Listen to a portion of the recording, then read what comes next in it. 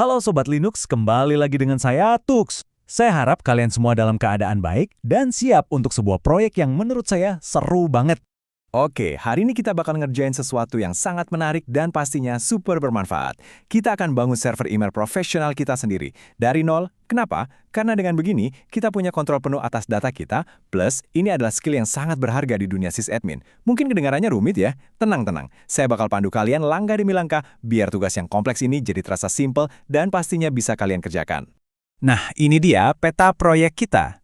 Ada 6 langkah besar yang akan kita lewati bareng-bareng. Mulai dari persiapan awal, lanjut ke DNS dan SSL, siapkan database, konfigurasi postfix dan dovecode, sampai nanti kita tes semuanya. Yuk, langsung kita mulai aja.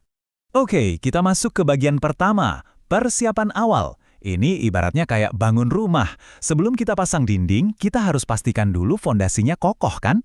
Nah, di sini kita bakal cek beberapa syarat awal dan yang paling penting, firewall server kita.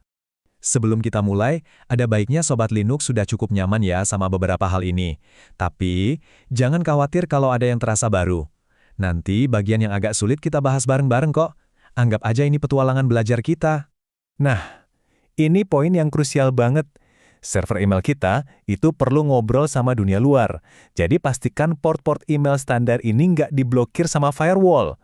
Sobat Linux bisa cek pakai perintah kayak ufw status atau firewall-config, -list ports. Kalau port-port ini ketutup, ya udah, email nggak bakal bisa masuk ataupun keluar. Langkah kecil, tapi fundamental banget. Oke, kita lanjut ke bagian kedua, menyiapkan DNS dan SSL. Ini tuh cara kita ngasih tahu dunia di mana server kita berada, sekaligus membangun kepercayaan dengan mengenkripsi koneksi.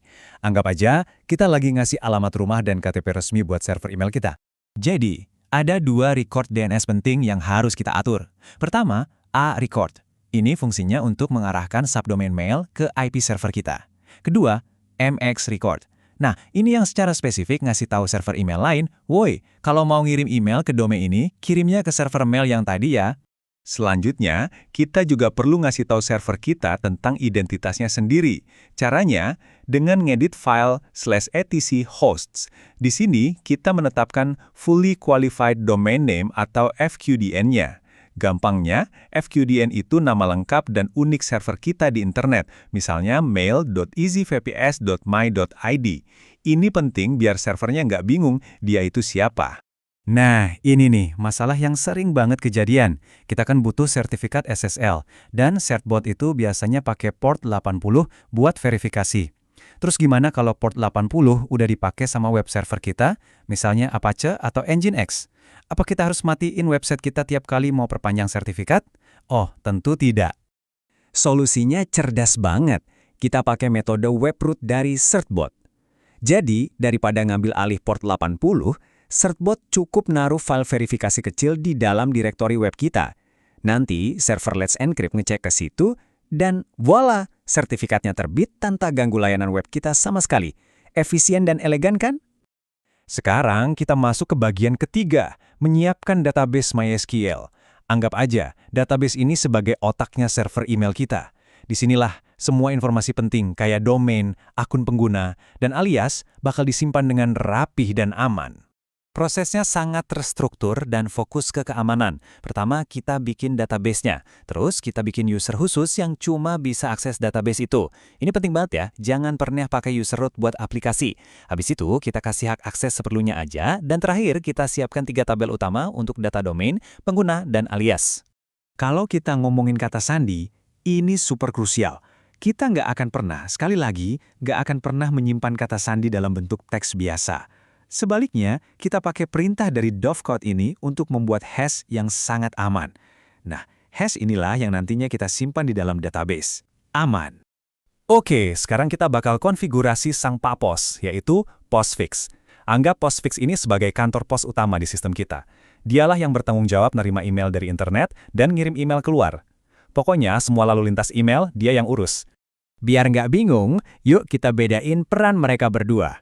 Postfix itu kantor posnya, yang ngurusin lalu lintas email. Sedangkan dovecode, dia itu petugas kotak suratnya. Dia yang ngizinin kita sebagai pengguna untuk nyambung ke server dan baca email yang udah disimpan di kotak surat kita. Jadi mereka ini kerjasama. Nah, ini dia file-file konfigurasi utama yang bakal kita oprek. Main.cf itu file konfigurasi utamanya, semacam otaknya postfix, terus file-file MySQL itu tugasnya jadi jembatan, yang ngasih tahu postfix cara ngambil data domain dan pengguna dari database MySQL yang udah kita buat tadi. Sebelum kita nyalain semuanya, kita bisa lakuin tes kecil yang aman pakai perintah postmap. Perintah ini ibaratnya kita nanya langsung ke postfix, postfix, kamu bisa nemuin domain ini di database nggak? Kalau berhasil, nanti dia bakal ngasih output angka 1. Artinya, iya, ketemu. Ini cara yang keren buat mastiin konfigurasi kita udah benar sebelum live. Baik, postfix udah siap ngirim dan nerima email. Sekarang, kita masuk ke bagian kelima, ngasih akses buat pengguna pakai Dovecot. Kalau postfix itu kantor posnya, nah Dovecot ini kunci buat buka kotak surat kita. Ini bagian terakhir yang bikin pengguna bisa beneran nyambung pakai klien email kayak Thunderbird atau Outlook buat akses email mereka. Pengaturan inti Dovecot itu fokusnya ke keamanan dan izin akses. Pertama, kita bikin user system khusus namanya Vmail. Ini biar semua file email diurus secara terisolasi. Terus, kita atur direktori penyimpanannya dan pastikan kepemilikannya benar. Dan yang paling penting, kita suruh Dovecot untuk ngecek username dan password langsung ke database MySQL kita sambil maksa semua koneksi harus dienkripsi pakai SSL. Keamanan nomor 1. Dan inilah dia bagian yang paling ditunggu-tunggu. Waktunya tes akhir. Di sini, kita bakal lihat apakah semua kerja keras kita terbayar. Kita juga bakal belajar cara ngatasin beberapa masalah umum yang mungkin aja muncul pas pertama kali setup. Nah, ini dia skenarionya. Sobat Linux ngirim email dari Gmail, udah ditunggu-tunggu, kok nggak nyampe-nyampe? Jangan panik, ini masalah yang sangat umum. Dan jujur aja, hampir semua orang ngalamin ini pas pertama kali. Ini bagian dari proses belajar, jadi santai aja. Seringnya, solusinya itu simple banget.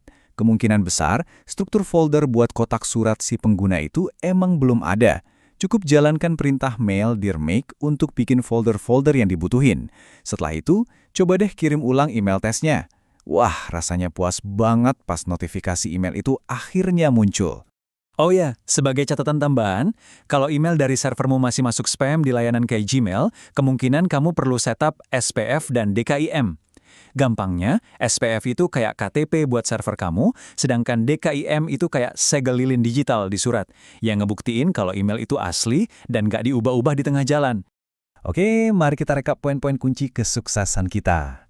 Selalu pakai user database terpisah, prioritaskan keamanan dengan SSL, lakukan tes di setiap langkah, jangan takut sama error, itu wajar dan bisa diperbaiki.